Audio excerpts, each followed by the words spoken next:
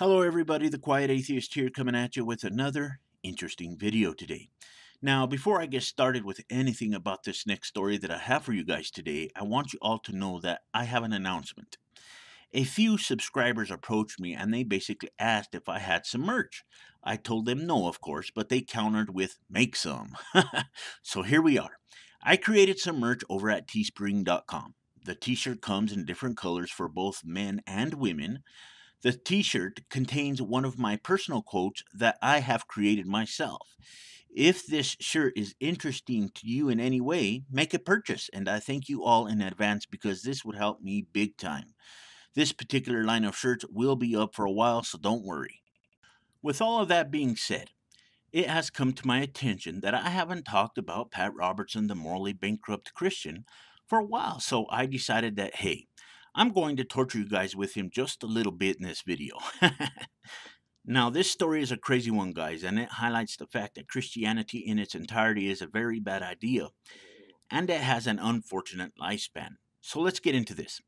In another example demonstrating that Pat Robertson believes in persecuting non Christians and indoctrinating children, the televangelist openly suggested that parents should beat their kids until they respect Christian beliefs. Now, during yet another shameful episode of the 700 Club, which runs on Disney owned channel ABC Family, Robertson received an email from a woman who claimed that her grandson disrespects their Christian faith when they visit their daughter on Christmas and chose not to visit this past year. We declined going to our daughter's house on Christmas this year because there is always an argument, hard feelings, etc., viewer Karen wrote. One grandchild comes high on marijuana, cursing and challenging our faith. I correct him and I have told my daughter to ask him to respect our beliefs, but he keeps it up.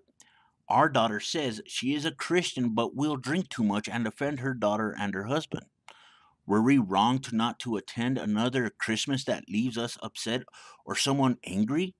I have shared my beliefs many times with them and am ridiculed by this grandson and son-in-law. Robertson's immediate solution? Beat the child until he respects Christianity.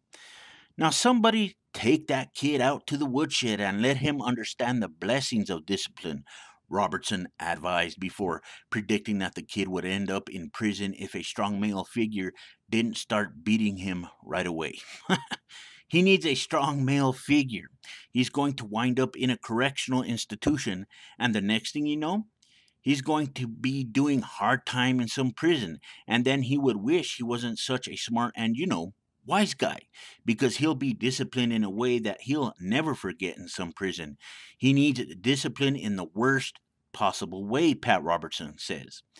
Now, do you guys see what this morally superior Christian is promoting here? Violence. He is promoting violence towards an innocent child. Somehow he thinks that this is the moral thing to do. In all actuality, it isn't. You see, Christianity promotes this garbage, and that is why this creep is championing this behavior in the first place. I am so sick and tired of Christians who think that it's perfectly fine to physically bully an innocent child like this. The way that I look at it is quite simple. If said child has a different view about something, leave them alone. Don't say it is time to take him out to the woodshed to beat his ass. That is stupidity at its finest. I often wonder how these Christians are able to wake up every morning and live their lives with this delusional poison running through their head. The whole thing is actually insane to me. I know for a fact that Pat Robertson wouldn't like it if someone made that exact threat to him. That is hypocrisy at its finest. Christianity and Christians like this take advantage of children to the point where their fear fuels this religious propaganda, and that is something that is completely wrong. It is completely unnecessary. I will tell you guys this, it is crazy to see how much of power a fairy tale can have. This is for the viewer who sent the complaints into the crypt keeper himself.